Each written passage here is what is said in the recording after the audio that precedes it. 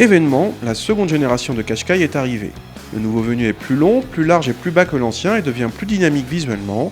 Il partage sa plateforme avec le futur X-Trail prévu pour l'été 2014, un modèle 7 places qui remplacera le Qashqai Plus 2 dans la gamme. Le nouveau Qashqai propose au départ deux motorisations essence de 115 et 163 chevaux et deux blocs diesel de 110 et 130 chevaux.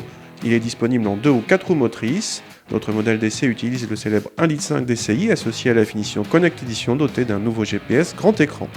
L'intérieur est entièrement inédit et progresse nettement en qualité de perçu par rapport à l'ancienne génération dont c'était l'un des points faibles. Malgré quelques ajustages encore imparfaits, ce nouveau Qashqai est désormais au niveau de la catégorie. Notre modèle d'essai a droit à certains équipements de sécurité high-tech comme le freinage automatique en ville. À l'arrière, l'habitabilité a augmenté et devient dans la moyenne de la catégorie.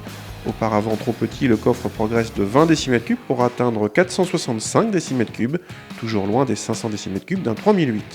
Sur la route, ce nouveau Qashqai a progressé sur plusieurs points, dont une insonorisation plus soignée, en accélération comme sur autoroute.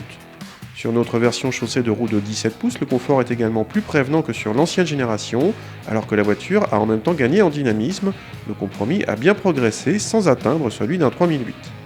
La commande de boîte est plutôt agréable, précise et le 1,5 litre DCI se montre suffisant même s'il semble avoir perdu de sa souplesse.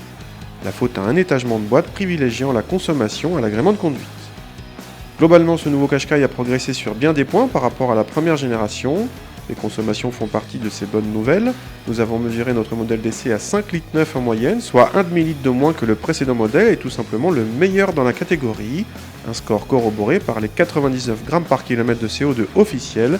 Ce Qashqai est le seul SUV non hybride à descendre sous les 100 grammes. Côté tarif enfin, on déplore une augmentation conséquente. La version DCI 110 Connect Edition est en effet 1 500 € plus chère que l'ancienne. Du coup, le Qashqai rentre dans le rang.